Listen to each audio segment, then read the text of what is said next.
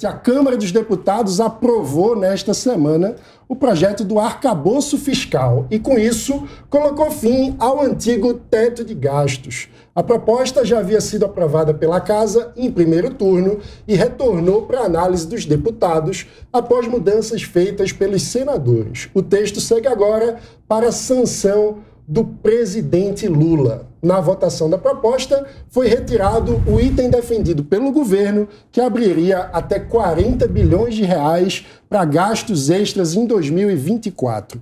A medida foi introduzida pelo Senado, mas não foi aceita pelos deputados, com a justificativa de que poderia ser incluída na Lei de Diretrizes Orçamentárias, a LDO. De acordo com o presidente da Câmara, Arthur Lira, a Casa afirmou o compromisso de repor as despesas condicionadas na LDO de 2024. Vamos acompanhar. Da questão da mudança do cálculo do IPCA, não houve um convencimento de que seria necessário constar num projeto de lei complementar. E o compromisso ficou em repor a tal da emenda condicionada na LDO para o orçamento de 24, por causa da deflação que contaria negativo para esta conta. Então isso ficou resolvido, não há nenhum prejuízo da diferença do arcabouço para a LDO. Vamos lá, o arcabouço é importante para a gente dar alguma previsibilidade de que o governo brasileiro vai ser capaz de pagar as suas contas, mas queria começar pedindo para o nosso economista aqui da mesa comentar qual a sua avaliação sobre este projeto de arcabouço fiscal que foi aprovado em comparação com o teto de gasto que estava em vigor até então. Perfeito. Olha, eu gosto da ideia de ter um arcabouço fiscal, porque se a gente olhar a ideia do teto de gastos, acabou sendo... A gente não utilizou o teto de gastos durante muitos anos, ou pelo menos os governos não conseguiram, os orçamentos não conseguiram ter gastos que estavam dentro do teto de gastos. Isso já aconteceu ao longo do governo Bolsonaro, em grande medida por causa da Covid. Então, não estou aqui falando que o último governo foi gastão, mas teve um custo não só no Brasil, mas em todos os países do mundo.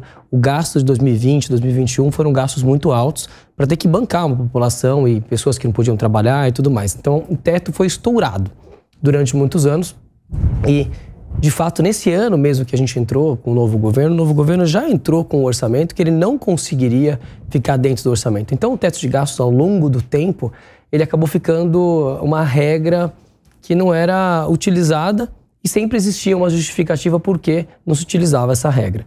Então, se pensou aí numa regra diferente, nesse arcabouço fiscal, de maneira que os gastos só podem subir de acordo com as receitas que o governo vai começar a ter. Isso pode ajudar a equilibrar aos poucos os gastos do governo. Então, vamos lá. Então, evidentemente, o arcabouço fiscal passou agora, né, nas duas casas, voltou e passou novamente, porque o governo teve esse apoio, porque aos poucos teve muitas emendas, o governo gastou muito dinheiro, na verdade, inclusive que vai atrapalhar o teto de gastos, para conseguir fazer com que essa matéria passasse, mas de fato, ao longo dos próximos anos, entendo que é uma maneira mais inteligente de se controlar os gastos que o país tem. Então vamos ver o que vai acontecer agora nos próximos anos para entender se a gente vai conseguir, se o governo vai conseguir de fato agora ficar dentro das regras. Ou seja, o teto foi sendo furado a cada ano, então acabou tendo uma pingueira, essa pingueira inundou a casa, as pessoas disseram, não dá para confiar mais nesse teto, precisamos de outro teto aqui para poder botar ordem na casa. Só que a questão o arcabouço foi aprovado prometendo que esse ano, admitindo que esse ano teria um déficit de 1%, ano que vem o déficit seria 0%, para que no outro ano, 2025, houvesse um superávit de 0,5% e no ano seguinte um superávit de 1%. Superávit é quando as contas do governo, o governo arrecada mais do que gasta. Só que, quando a gente olha a estimativa de gasto, que seria de 1% para esse ano, agora o governo já está falando em 1,4%, ou seja, 145 bilhões de gastos a mais do que o arrecadado. Aí a dúvida que surge é, será que com a nova regra, se o governo não conseguir puxar o freio de mão nos gastos, não vai acabar furando o teto, trazendo a goteira de novo do mesmo jeito? Olha, mano, sinceramente eu tenho a mesma preocupação e entendo o ponto e concordo que esse é o ponto principal. Não adianta você ter uma lei que depois você acaba furando a lei e todos os anos você acaba ficando exatamente como você comentou, cada vez pior. E isso aqui é muito ruim para o país como um todo, porque as instituições financeiras, os investidores, eles estão olhando sobre uma regra que o país tem, uma regra que o executivo tem que cumprir. Se ele não consegue cumprir, qual é a seriedade que esse país tem? E se ele não cumpre, quais são as justificativas que ele tem que dar para que isso aconteça? Então, de fato, a regra de reduzindo esse déficit que nós temos para se tornar um superávit, a gente só vai conseguir entender verdadeiramente se essa lei, se essa nova maneira é boa daqui a 1 ou 2 anos. Agora, resta acho que uma dúvida e a gente tem que acompanhar o que vai acontecer com os gastos do governo para entender se ele vai conseguir equilibrar os gastos em relação à receita. O governo tem feito muito esforço para que isso aconteça, mas também tem gasto muito dinheiro e muito dinheiro nas emendas, como eu estava comentando, que vão atrapalhar muito para que ele consiga ficar dentro das regras que ele estabeleceu. Então, o governo tem que ser muito sério daqui para frente para continuar, para ganhar o mercado, né? E mostrar para o mercado que, de fato, ele vai estar de acordo com as regras que ele próprio discutiu, cozinhou, colocou na panela e colocou para o Congresso e para o Senado votar. Então, eu quero ver isso em 2023, 2024, especialmente no próximo ano, para entender se esse governo é um governo sério ou se é um governo que, na verdade, está só inventando uma lei para novamente acontecer o que aconteceu em alguns anos, que é furar essa lei. Elaine, quando a gente fala no Brasil sobre lei, sobre regra, parece sempre que tem regra que pega e tem regra que não pega. E, no fim, a grande desconfiança sobre o arcabouço é essa. A regra vai pegar, e aí, geralmente, quando a gente pensa em o que é que faz uma regra pegar ou não, a gente pensa nas possíveis punições em caso de descumprimento. Você acha que o arcabouço legal, que envolve as leis de responsabilidade fiscal, a disciplina fiscal do governo, são capazes de ampliar a credibilidade ou, no fim das contas, não dá para confiar no governo? Então, mano, tem um lado positivo e tem um lado negativo nessa questão do arcabouço e do teto de gastos. É bem sabido que o teto realmente nunca foi uma métrica que foi bem direcionada e que os governos, desde a sua criação, conseguiram cumprir, né? E aí a gente vem com o arcabouço fiscal que, desde a sua concepção, trouxe aí para a figura do Fernando Haddad mais confiança, né? A gente sabe que Fernando Haddad é um ministro bastante técnico, ele iniciou o seu governo sem muita credibilidade do mercado financeiro e com o arcabouço fiscal a gente vê aí o mercado sinalizando positivamente, né? Então, para a figura de Fernando Haddad, a credibilidade ao ministro da Fazenda foi muito importante. Por outro lado, a gente tem que lembrar que o governo vem aí falando de uma série de despesas e a gente não vê, né, o contraponto, ou seja, como é que ele pretende aumentar a arrecadação. Um desses gastos que me preocupa é justamente a volta do PAC, né? O PAC já se mostrou uma política pública bastante duvidosa, né? Ela já foi alvo de muitas críticas. Quando você tem ali o PAC 1 e 2, você tem muitas obras inacabadas, muitas licitações ainda duvidosas sendo investigadas, né? Então foram 2 programas ali que sofreram muitas críticas e todas elas com muito fundamento.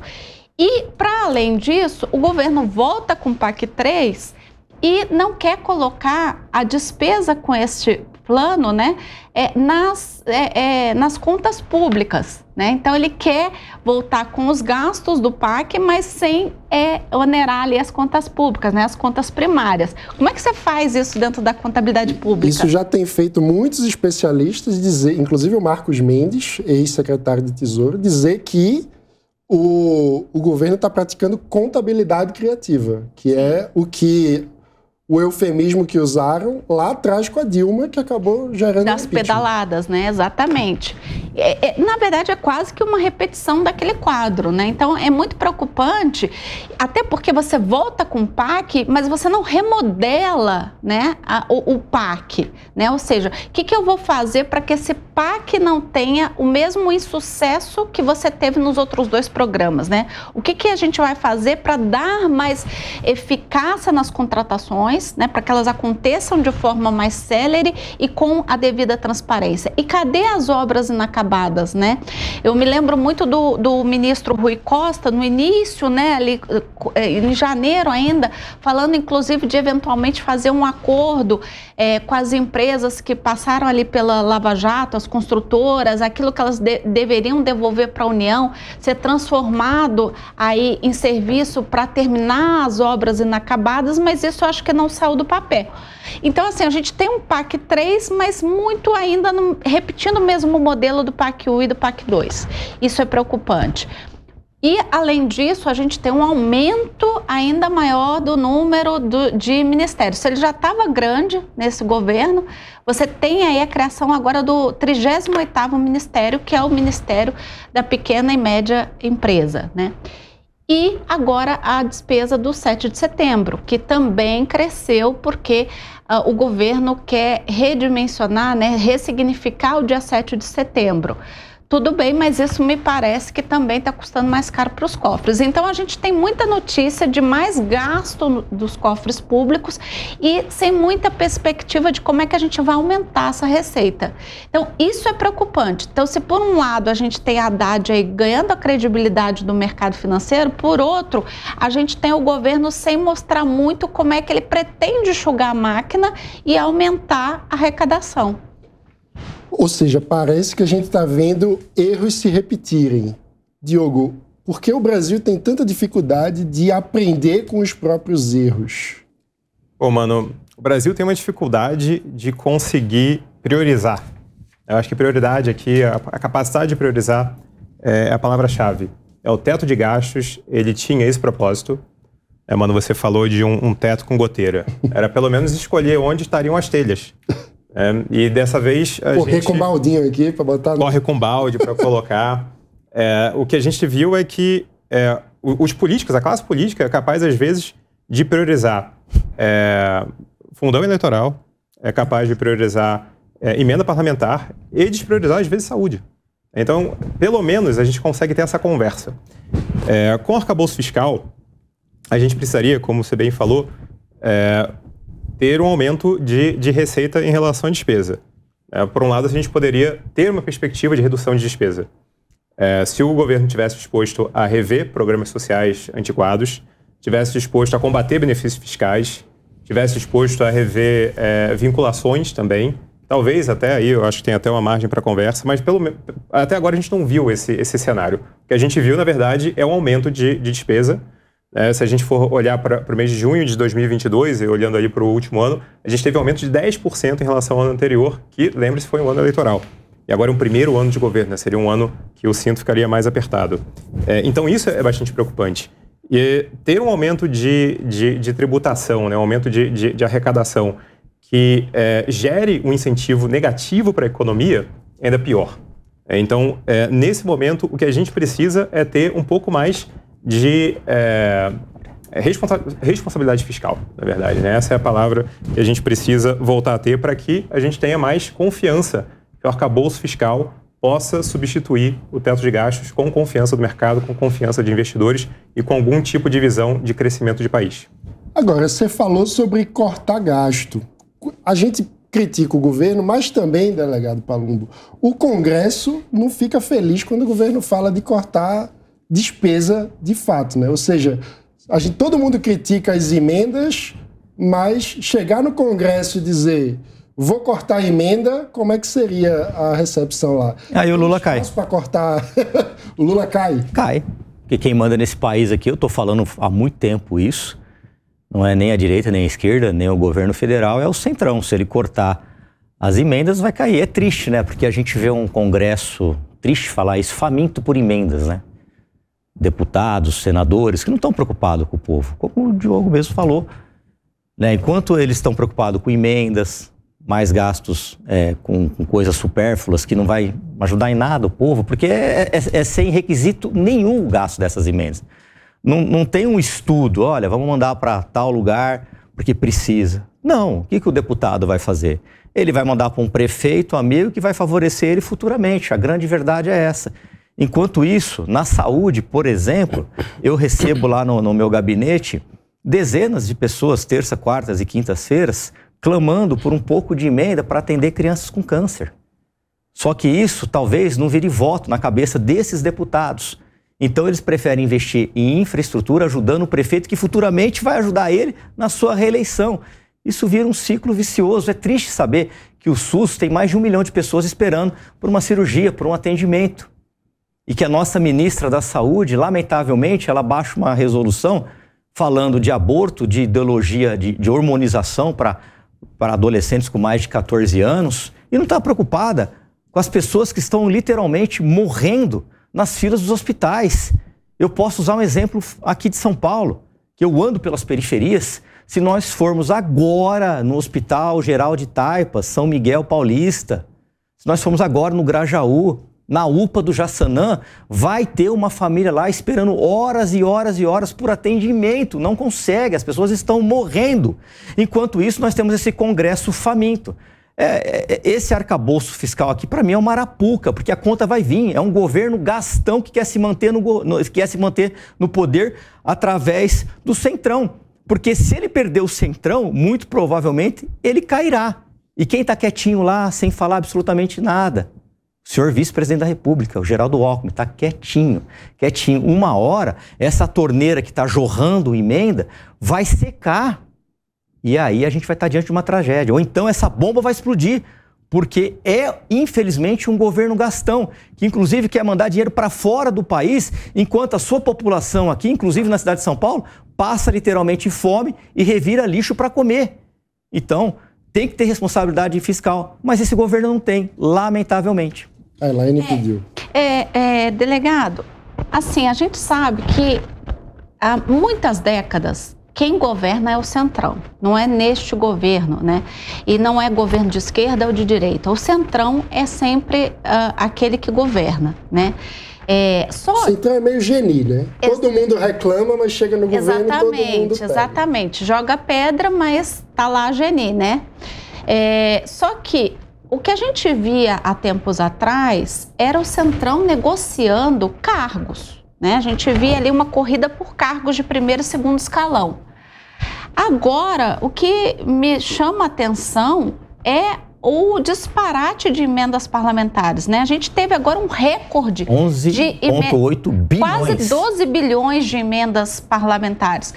E aí eu fico me perguntando, será que isso tem a ver aí com a liderança da Câmara, com o Arthur Lira? Porque nunca antes nesse país, né? Vou usar até a frase aqui de Lula, né?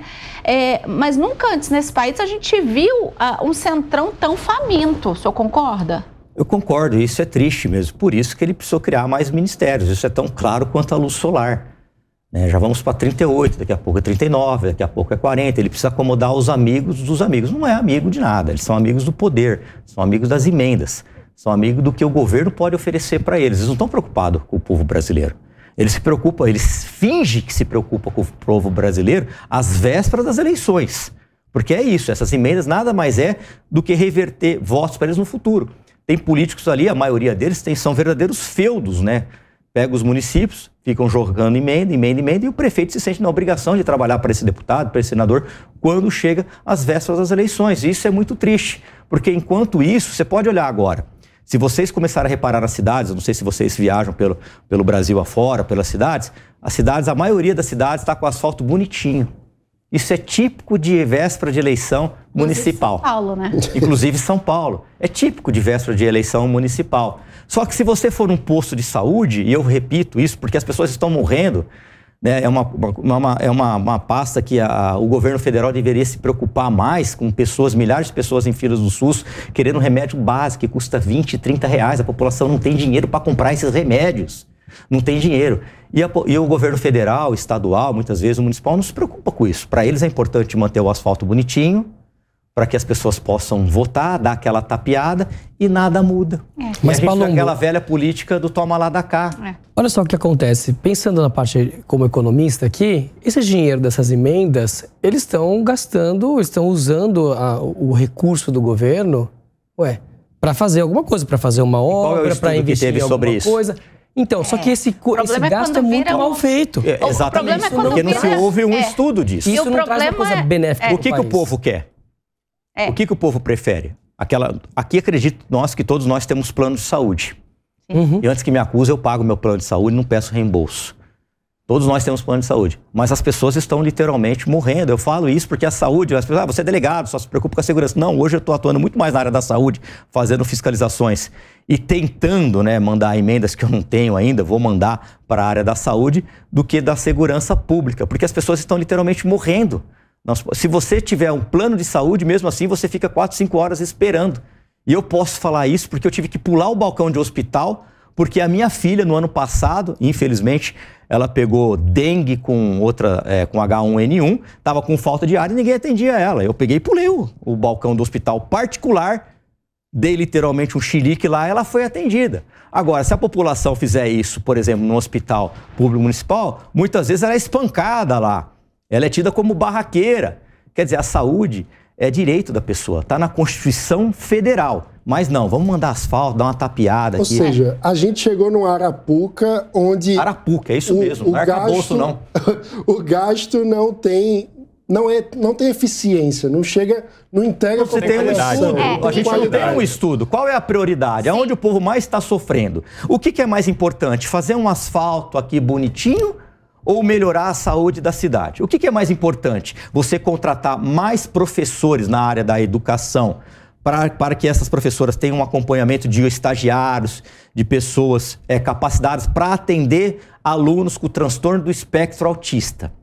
Ninguém se preocupa quanto isso. Então você joga lá 35 alunos na escola municipal, uma professora, e eu posso falar porque a minha mulher é professora municipal, muitas das vezes tem crianças com transtorno do espectro autista, e essa professora não tem auxílio de absolutamente ninguém. Mas o prefeito, o governador, não estou falando de São Paulo, falando de todas as cidades, está preocupado em deixar o asfalto bonitinho para poder ganhar as eleições no ano que vem. Porque é o que dá voto. E aí a gente entra na dinâmica da política, dinâmica do poder, e eu me lembro da célebre frase da ex-presidente Dilma: uma vez que a pasta sai do dentrifício, é difícil colocar de volta. Como desarmar esse nó, Diogo? Porque a gente está falando de um aumento de poder do Congresso na destinação de emenda. Sim. Como que o gênio volta para a lâmpada? O que a gente está vendo aqui é que a gente precisa realmente ter muito mais racionalidade nos gastos, né? Quando a gente fala da perda de qualidade, o dinheiro vai ser gasto de qualquer maneira, mas ele vai ser gasto com avaliação e com estratégia, ou ele vai ser gasto por outros interesses e para dividir o recurso entre os apadrinhados, né? Esse eu acho que é o problema. E várias vezes o gestor público, às vezes, se vê quase que coagido a fazer uma execução orçamentária que ele próprio não queria, porque a decisão não é dele, né? Não é dele que está gerindo aquela coisa pública, a decisão vem de fora. E daí isso mostra como que o Brasil acaba dependendo de manobras numa complexidade que o arcabouço fiscal acaba dando, que diminui ainda mais a qualidade desse gasto, né? Então, se a gente for pensar nessa contabilidade criativa que vocês estavam falando aqui, a gente já viu que isso está começando a acontecer de novo, né? É meio que um retorno aí desses tempos de Dilma, né? Transferência do PIS/PASEP para o Tesouro, de repente sendo contabilizado como receita primária. A gente está vendo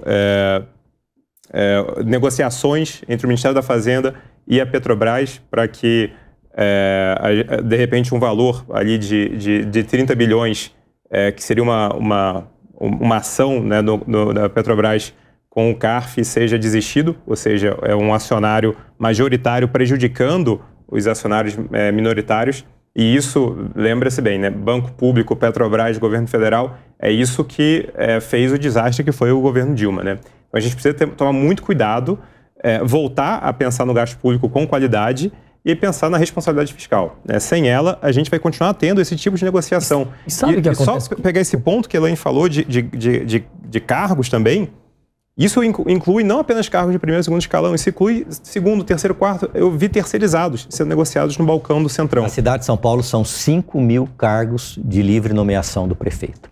Terceirizados chegam a 30 mil, só na cidade de São Paulo. A consequência disso, econômica, é que como o gasto não é muito bem feito, a educação não vai bem, a saúde não vai bem, esse país acaba não conseguindo crescer lá na frente. E a gente reclama há décadas que o Brasil não cresce, que é o Brasil do futuro. É o Brasil do futuro, na verdade não é do futuro. Futuro, né? Que nunca chega. Não vai chegar nunca, porque o meu gasto é muito ruim nesse momento. Eu faço algumas obras que, na verdade, não trazem a possibilidade desse país crescer, não fazem a possibilidade que essa população tenha uma condição de entregar mais, de produzir mais, não invisto em como aumentar a produtividade, então o país nunca cresce. Então eu fico sempre com aquele crescimento medíocre, então a minha receita nunca cresce, a minha despesa cresce o tempo todo e cada vez mais com essa nova maneira de você ganhar o Congresso e o Senado entregando emenda. Então o que acontece com o arcabouço fiscal lá no futuro? Tenho muito medo que ele acabe não funcionando, porque se a receita não cresce, como que essas despesas vão ser pagas? Furando o arcabouço fiscal. Então, enquanto a gente não conseguir investir, enquanto os governantes, executivo, legislativo, não entender que o gasto tem que ser bem feito, o país é como se fosse uma empresa. A gente compete com outras empresas do mundo, os outros países. A gente vê um time de futebol, quando um time de futebol se organiza, os outros que não estão organizados acabam caindo, acabam não ganhando mais nenhum campeonato. O Brasil acaba não ganhando mais nenhum campeonato. Quando isso acontece, o Brasil perde relevância no resto do mundo, acaba não conseguindo mais, então, crescer, a população fica mais pobre e aí fura o arcabouço e nada funciona.